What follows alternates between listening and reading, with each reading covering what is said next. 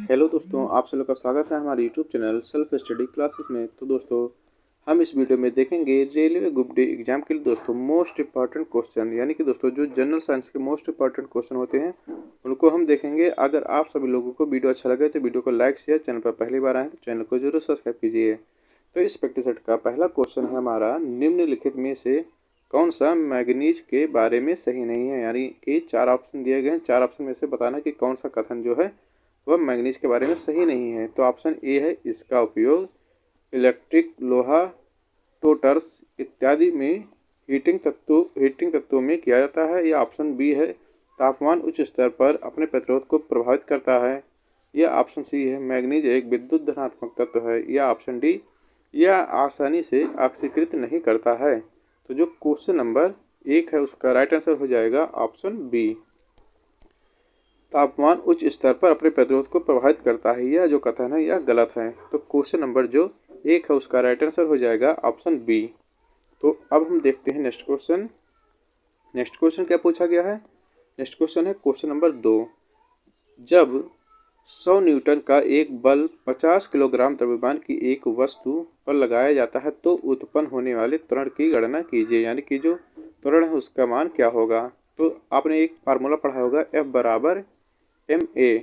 तो अब हम इसमें दोस्तों इसको और इजी से हल करेंगे तो आ जाएगा हमारा a बराबर F अपान m। अब हम इसी फार्मूले पर इसको पुट करेंगे तो जो बल दिया गया है वह कितना दिया गया है? 100 न्यूटन। और जो मास यानी कि द्रव्यमान दिया गया है वो कितना दिया गया है? 50 किलोग्राम। तो हम इसको जब कट करेंगे तो आ जाएगा हमारा 2, यानी कि a यानी कि एक्सेलरेशन आ जाएगा हमारा 2 मीटर पर सेकंड स्क्वायर। तो क्वेश्चन नंबर 2 का राइट आंसर हो जाएगा ऑप्शन ए, 2 मीटर पर सेकंड स्क्वायर। तो क्वेश्चन नंबर 2 का राइट आंसर हो जाएगा ऑप्शन ए। तो अब हम देखते हैं नेक्स्ट क्वेश्चन। नेक्स्ट क्वेश्चन क्या पूछा गया है? Question number 3। क्वेश्चन नंबर 3 में पूछा गया है कि आधुनिक जो आवर्त सारणी होती है उसके साथ किसका नाम जुड़ा हुआ है। तो आपको बताना है कि जो आधुनिक आवर्त सारणी है उसमें किसका नाम जुड़ा हुआ है। तो ऑप्शन ए है हुंड, ऑप्शन बी है मेंडलीव, ये ऑप्शन सी है न्यूलैंड, ये ऑप्शन डी है एमजे मोस्ले। तो क्वेश्चन नंबर 3 का राइट आंसर क्या होगा? तो दोस्तों जो क्वेश्चन नंबर 3 है उसका राइट आंसर हो जाएगा हमारा ऑप्शन डी, एमजे मोस्ले। आधुनिक आवर्त सारणी के साथ जो नाम जुड़ा हुआ है वह एमजे मोस्ले का नाम जुड़ा हुआ है। तो क्वेश्चन नंबर 3 का राइट आंसर हो जाएगा ऑप्शन डी।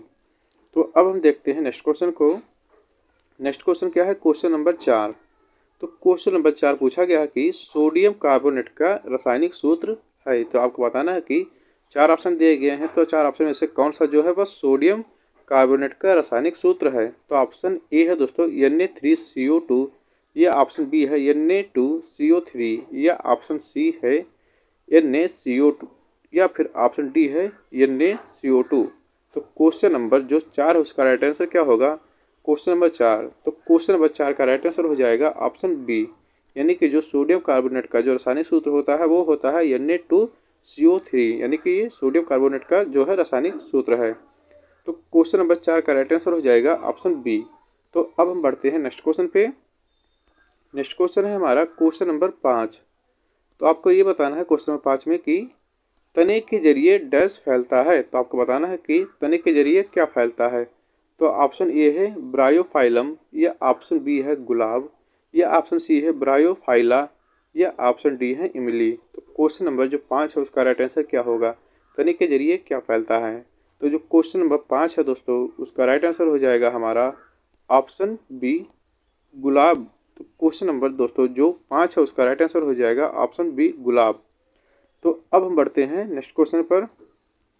नेक्स्ट क्वेश्चन है हमारा क्वेश्चन नंबर 6। तो जो क्वेश्चन नंबर 6 है वह पूछा गया है कि यह कार्बन डाइऑक्साइड के सभी नमूनों में 3:8 के अनुपात में द्रव्यमान अनुपात में कार्बन और ऑक्सीजन होता है। तो किसके नियम के साथ यह संग्रहित यानी कि समाहित होता है? तो क्वेश्चन नंबर 6 का राइट आंसर बताइए। क्वेश्चन नंबर 6, ऑप्शन ए है द्रव्यमान का संरक्षण, या ऑप्शन बी है लगातार समानुपात, या ऑप्शन सी है पारस्परिक समानुपात, या ऑप्शन डी है ऊर्जा का संरक्षण। तो क्वेश्चन नंबर जो 6 है उसका राइट आंसर क्या होगा? Question number 6। तो दोस्तों जो क्वेश्चन नंबर 6 है उसका राइट आंसर हो जाएगा हमारा ऑप्शन बी, लगातार समानुपात। तो क्वेश्चन नंबर जो 6 है उसका राइट आंसर हो जाएगा ऑप्शन बी। तो क्वेश्चन नंबर हमारा दोस्तों 7 है। 9 ओम, 4 ओम और जो 12 ओम है, वो 12 ओम के मान के 3 प्रतिरोध जो हैं वह समानांतर यानी कि जो पैरेलल सीरीज में समांतर सीरीज में जुड़े हुए हैं। तो परिपथ का समतुल्य प्रतिरोध क्या होगा? तो जैसे कि हमें फार्मूला पता है कि 1/r बराबर होता है 1/r1 plus 1/r2 plus 1/r3। तो ऐसे करके जो है फार्मूला होते हैं। अब हम इसी फार्मूले पर इसको पुट करेंगे। तो हम इस फार्मूले पर जब पुट करेंगे तो आ जाएगा हमारा 1/r इक्वल टू आ जाएगा 1/9 प्लस 1/4 प्लस 1/12। अब हम जब इसका एलसीएम लेंगे तो एलसीएम आएगा 36। 9 चौके 36 यानी कि 4 आ जाएगा यहाँ पर, 4 9 36, यहाँ पर 9 आ जाएगा और यहाँ पर 12 3 36, यहाँ पर आ जाएगा 3। अब हम इसको जब ऐड करेंगे तो हमारा कितना आ जाएगा? 9 3 12 और 4 16 यानी कि 16 बटे जो है 36 हमारा आ जाएगा। अब हम इसको और हल करेंगे तब हमारा आएगा, जब हम इसको और हल करेंगे तो दोस्तों हमारा आ जाएगा 1/r बराबर 16 बटे 36। तो r बराबर आ जाएगा 36 बटे 16। तो अब हम जब इसको कट करेंगे तो कट करने के बाद दोस्तों हमारा आ जाएगा 2.25 ओम। यानी कि दोस्तों क्वेश्चन नंबर 7 का जो राइट आंसर हो जाएगा वो हो जाएगा ऑप्शन बी। तो क्वेश्चन नंबर 7 का राइट आंसर हो जाएगा ऑप्शन बी, यानी कि जो समतुल्य प्रतिरोध आया है वो आया है 2.2 ओम। तो अब हम बढ़ते हैं नेक्स्ट क्वेश्चन पे। नेक्स्ट क्वेश्चन है हमारा क्वेश्चन नंबर 8। क्वेश्चन नंबर 8 पूछा गया है, यदि एक हवाई जहाज 4000 मीटर की दूरी तय करता है और किया गया कार्य जो है वह 20,000 जूल है, तो लागू किया गया जो बल है वह क्या होगा? तो क्वेश्चन नंबर जो 8 है उसका राइट आंसर क्या होगा? तो दोस्तों हमें पता है कि कार्य बराबर क्या होता है, तो कार्य बराबर होता है बल गुणे दूरी। यानी कि दोस्तों F बराबर हो जाएगा, W बराबर हो जाएगा F इंटू डी। तो दोस्तों जो वर्क निकल कर आएगा वह क्या निकल कर आएगा? वो आएगा दोस्तों हमारा 20,000 जूल, यानी कि 20,000 जूल आ जाएगा। और हमारा जो दोस्तों F है वो आ जाएगा F और गुणे, यानी कि जो दूरी है वह कितना है? 4000। तो अब हम जब इसको कट करेंगे तो आ जाएगा हमारा दोस्तों 5 न्यूटन, यानी कि जो फोर्स आ जाएगा वो आ जाएगा हमारा 5 न्यूटन। तो जो क्वेश्चन नंबर 8 है उसका राइट आंसर हो जाएगा दोस्तों हमारा ऑप्शन ए 5 न्यूटन। तो अब हम देखते हैं नेक्स्ट क्वेश्चन। नेक्स्ट क्वेश्चन है क्वेश्चन नंबर 9। क्वेश्चन नंबर जो 9 है पूछा गया कि डैश फाइटोक्रोम का एक प्रशांत रूप है। तो आपको बताना है कि कौन सा जो है फाइटोक्रोम का प्रशांत रूप है। ऑप्शन ए है P 660, ऑप्शन बी है P 760 या ऑप्शन सी है P 730 या ऑप्शन डी है P 630। तो जो क्वेश्चन नंबर 9 है उसका राइट आंसर क्या होगा? तो क्वेश्चन नंबर जो 9 है उसका राइट आंसर हो जाएगा ऑप्शन ए P 660 जो है वह फाइटोक्रोम का एक प्रशांत रूप है P 660। तो क्वेश्चन नंबर जो 9 है उसका राइट आंसर हो जाएगा ऑप्शन ए। तो अब हम देखते हैं नेक्स्ट क्वेश्चन।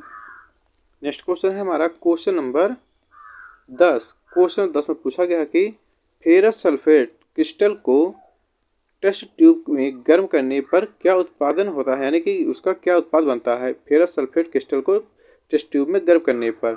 तो ऑप्शन 1 है ferric oxide sulphur oxide plus पानी, या ऑप्शन 2 है फेरिक ऑक्साइड सल्फर डाइऑक्साइड, या ऑप्शन 3 है फेरिक ऑक्साइड पानी sulphur dioxide plus sulphur trioxide, या ऑप्शन डी है फेरिक ऑक्साइड पानी प्लस सल्फर ट्राइऑक्साइड। तो जो क्वेश्चन नंबर 10 है उसका राइट आंसर क्या होगा? Question number 10।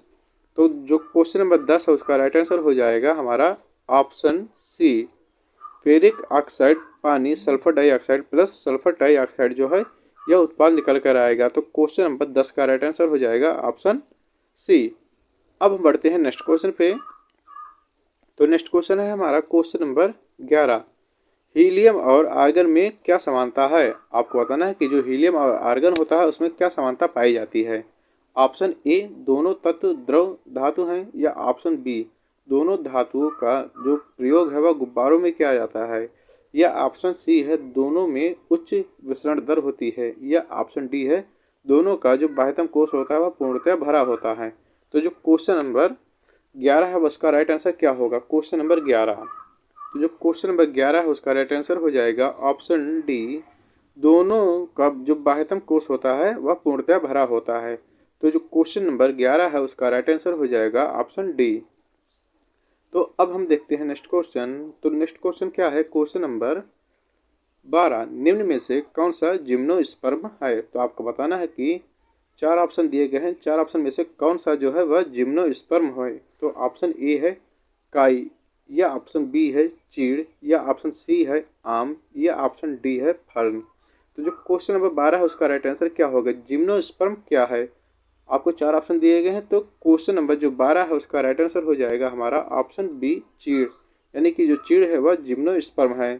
तो क्वेश्चन नंबर 12 का राइट आंसर हो जाएगा ऑप्शन बी चीड़। तो अब हम बढ़ते हैं नेक्स्ट क्वेश्चन।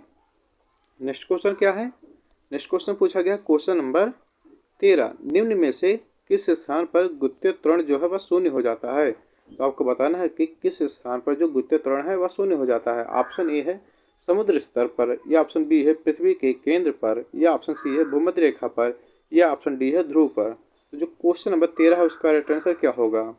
तो जो क्वेश्चन नंबर जो 13 है उसका राइट आंसर हो जाएगा हमारा ऑप्शन बी, पृथ्वी के जो केंद्र पर जो है वह गुत्य त्वरण का मान शून्य हो जाता है। तो क्वेश्चन नंबर जो 13 है उसका राइट आंसर हो जाएगा ऑप्शन बी।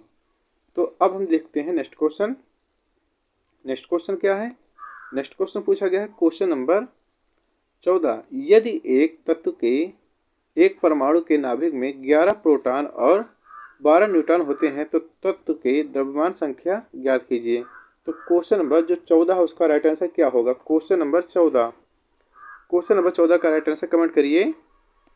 तो दोस्तों जो द्रव्यमान संख्या होती है वो होती है कि प्रोटॉन की संख्या प्लस न्यूट्रॉन की संख्या, यानी कि जो द्रव्यमान संख्या आ जाएगी वो आ जाएगी प्रोटॉन की संख्या प्लस न्यूट्रॉन की संख्या, यानी कि प्रोटॉन की संख्या 11 दी गई है और न्यूट्रॉन की संख्या 12 दी गई है।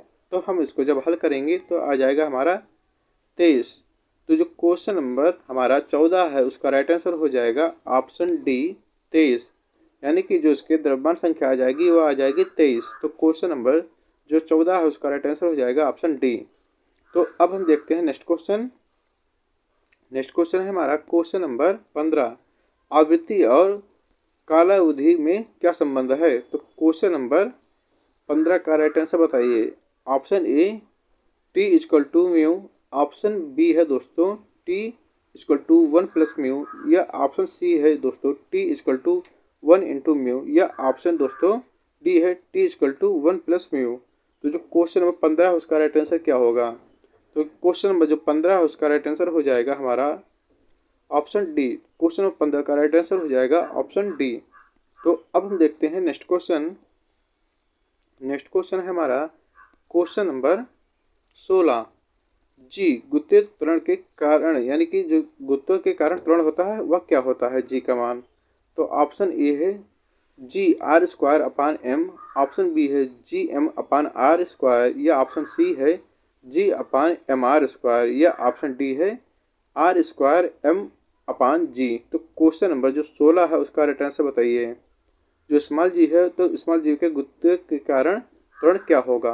तो क्वेश्चन नंबर दोस्तों जो 16 है उसका राइट आंसर हो जाएगा हमारा option B G M upon R square. तो क्वेश्चन नंबर 16 का राइट आंसर हो जाएगा ऑप्शन बी। तो अब हम देखते हैं नेक्स्ट क्वेश्चन। नेक्स्ट क्वेश्चन क्या है, क्वेश्चन नंबर 17, पीएच स्केल पर किसी विलयन में जो हाइड्रोजन आयन होता है उस हाइड्रोजन आयन की सांद्रता को मापते हैं। तो इसमें पी का क्या अर्थ है, यानी कि आपको बताना है जो पी है वह क्या होता है। ऑप्शन ए है शक्ति होती है, ऑप्शन बी है पोटेंज जिसका जो जर्मन में अर्थ होता है शक्ति, या ऑप्शन सी है पोटेंशियल जिसका जर्मन में अर्थ होता है आराम, या ऑप्शन दोस्तों डी है पोटेंसी जिसका जर्मन में अर्थ होता है शक्ति। तो जो क्वेश्चन नंबर हमारा 17 उसका राइट आंसर बताइए कि जो पीएच स्केल होता है उसमें पी का मान का क्या अर्थ है। तो जो क्वेश्चन नंबर 17 है उसका राइट आंसर हो जाएगा दोस्तों हमारा ऑप्शन बी पोटेंज जिसका जर्मन में अर्थ होता है शक्ति। तो क्वेश्चन नंबर 17 का राइट आंसर हो जाएगा ऑप्शन डी। तो अब हम देखते हैं नेक्स्ट क्वेश्चन। क्वेश्चन नंबर 18, सोने को तांबे के साथ डैश मिश्रित किया जाता है। तो क्वेश्चन नंबर 18 का राइट आंसर क्या होगा। तो आपको बताना है कि सोने को तांबे के साथ जब हम मिश्रित करते हैं तो क्या होता है। ऑप्शन ए है सोने को और पीला बनाने के लिए, या ऑप्शन बी है सोने को चमक देने के लिए, या ऑप्शन सी है सोने को नरम बनाने के लिए, या ऑप्शन डी है सोने को कठोर बनाने के लिए। तो क्वेश्चन नंबर 18 का राइट आंसर क्या होगा? जब हम सोने को तांबे के साथ मिश्रित करते हैं तो क्या होता है? तो जो क्वेश्चन नंबर दोस्तों 18 है उसका राइट आंसर हो जाएगा हमारा ऑप्शन डी, सोने को कठोर बनाने के लिए दोस्तों जो है सोने में तांबे का मिश्रण किया जाता है। तो क्वेश्चन नंबर जो 18 है उसका राइट आंसर हो जाएगा ऑप्शन डी। तो अब हम देखते हैं नेक्स्ट क्वेश्चन। नेक्स्ट क्वेश्चन है क्वेश्चन नंबर 19। कोलेन कायमा ऊतक की कोशिकाएं डैश से कोनों पर मोटी हो जाती हैं, यानी कि आपको बताना है कि किस चीज़ के कारण जो होती हैं वह कोनों पर मोटी हो जाती हैं। ऑप्शन ए है पेक्टिन और काइटिन के कारण, या ऑप्शन बी है सुबेरिन और सेलुलोज के कारण, या ऑप्शन सी है सेलुलोज और पेक्टिन के कारण, या ऑप्शन डी है लिग्निन और कटिन के कारण।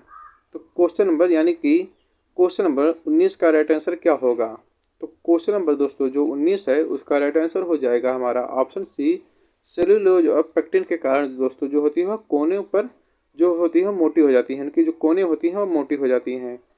कोलेन कायमा के जो ऊतक होते हैं, कोलेन कायमा ऊतक की जो कोशिकाएं होती हैं वह सेलुलोज और पेक्टिन के कारण कोने पर मोटी हो जाती है, उनकी परत जो है वह मोटी हो जाती है सेलुलोज और पेक्टिन के कारण। तो जो क्वेश्चन नंबर 19 है उसका राइट आंसर हो जाएगा ऑप्शन सी। तो अब हम देखते हैं नेक्स्ट क्वेश्चन। नेक्स्ट क्वेश्चन है हमारा क्वेश्चन नंबर 20। क्वेश्चन नंबर जो 20 है पूछा गया है कि एक तरंग दैर्ध्य का जो वेग है वह बी है और आवृत्ति एफ है, तो तरंग दैर्ध्य क्या होगा? यानी कि जो एक तरंग का वेग बी है और आवृत्ति एफ है, तो तरंग दैर्ध्य हमें ज्ञात करना है, उसका तरंग दैर्ध्य क्या होता है? ऑप्शन ए है दोस्तों v=1/f, या ऑप्शन बी है v=f, या ऑप्शन सी है दोस्तों v=λ/f, या ऑप्शन दोस्तों डी है v=f/2। तो क्वेश्चन नंबर 20 का राइट आंसर क्या होगा? तो दोस्तों जो क्वेश्चन नंबर बी है उसका राइट आंसर हो जाएगा हमारा ऑप्शन बी। तो क्वेश्चन नंबर 20 का राइट आंसर हो जाएगा ऑप्शन बी। तो अब हम देखते हैं नेक्स्ट क्वेश्चन। नेक्स्ट क्वेश्चन है हमारा क्वेश्चन नंबर 21। निम्न में से कौन सी धातु वायु के साथ अभिक्रिया नहीं करती है? तो आपको बताना है कि 4 ऑप्शन दिए गए, 4 ऑप्शन में से कौन सी ऐसी धातु है जो वायु के साथ अभिक्रिया नहीं करती है? तो ऑप्शन ए है पोटेशियम निकिल, ऑप्शन बी है स्वर्ण और प्लेटिनम, या ऑप्शन सी है स्वर्ण और रजत, या ऑप्शन डी है रजत और प्लेटिनम। तो जो क्वेश्चन नंबर हमारा 21 है उसका राइट आंसर क्या होगा? तो दोस्तों जो क्वेश्चन नंबर 21 है उसका राइट आंसर हो जाएगा हमारा ऑप्शन बी, प्लेटिनम और स्वर्ण जो है वह वायु के साथ अभिक्रिया नहीं करती है। तो क्वेश्चन नंबर जो 21 है उसका राइट आंसर हो जाएगा ऑप्शन बी। अब हम देखते हैं नेक्स्ट क्वेश्चन। तो नेक्स्ट क्वेश्चन क्या है? क्वेश्चन नंबर है हमारा 22। उस भौतिक मात्रा का नाम बताइए जो बल और वेग के गुणनफल के बराबर होता है। तो आपको बताना है कि बल और जो वेग है उस गुणनफल के बराबर क्या होता है? तो ऑप्शन ए है कार्य, ऑप्शन बी है ऊर्जा, या ऑप्शन सी है शक्ति, या ऑप्शन डी है त्वरण। तो जो क्वेश्चन नंबर 22 है उसका राइट आंसर क्या होगा? Question number 22। तो दोस्तों जो क्वेश्चन नंबर 22 है उसका राइट आंसर हो जाएगा हमारा ऑप्शन सी, शक्ति। यानी कि जो बल और वेग होता है वह शक्ति के गुणनफल के बराबर होता है। तो क्वेश्चन नंबर जो 22 है उसका राइट आंसर हो जाएगा हमारा ऑप्शन सी। अब हम बढ़ते हैं नेक्स्ट क्वेश्चन पे, और ये इस प्रैक्टिस सेट का लास्ट क्वेश्चन है। Question number 23। डैश ऊतक की कोशिकाएं अलग अलग प्रकार के स्थायी ऊतक बनाने के लिए पृथक होती हैं। तो आपको बताना है कि क्वेश्चन नंबर जो 23 है उसका राइट आंसर क्या होगा? ऑप्शन ए है स्थूल कोण ऊतक, ऑप्शन बी है मृद ऊतक, या ऑप्शन सी है विभाज्य ऊतक, या ऑप्शन डी है दृढ़ ऊतक। तो क्वेश्चन नंबर जो 23 है उसका राइट आंसर जो है आप कमेंट बॉक्स में कमेंट करिएगा कि जो क्वेश्चन नंबर 23 है उसका राइट आंसर क्या होगा।